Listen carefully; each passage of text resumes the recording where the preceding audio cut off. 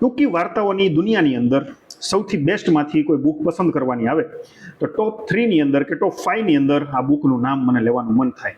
અને આ book none અધર than દુનિયાના સૌથી વિખ્યાત સાહિત્યકારોમાંના એક એવા આપણા ઇન્ડિયાના રવિન્દ્રનાથ ટાગોરની બુક છે.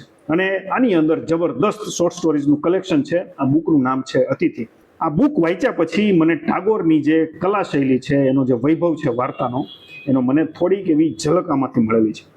હજી બીજું મેં કશું પણ સાહિત્ય ટાગોરનું વાંચ્યું નથી એક્સેપ્ટ કે રાષ્ટ્રગીત. પણ આ બુક જે છે તમે જ્યારે વાંચશો ત્યારે જે તે સમયના પરિપ્રેક્ષ્ય છે એ કેવા સચોટ રીતે દર્શાવેલા છે, માણસોની મેન્ટાલિટી કઈ રીતે દર્શાવેલી છે, એ બધી જ તમને આમાંથી જાણવા મળશે. અને મોસ્ટ ઇમ્પોર્ટન્ટલી હ્યુમન નેચર કેવું હોય છે, અલગ અલગ પરિસ્થિતિમાં માણસ કેવું વિચારી શકે છે, આર્થિક મજબૂરી માણસને કઈ કઈ હદ સુધી લઈ જાય છે, એ બધું તમને આ બુકની અંદર નાની નાની વાર્તાઓ થકી જાણવા મળશે. અને કમેન્ટમાં કહેજો કે તમારામાંથી કેટલા લોકોએ આ બુક ઓલરેડી વાંચેલી છે. બાય.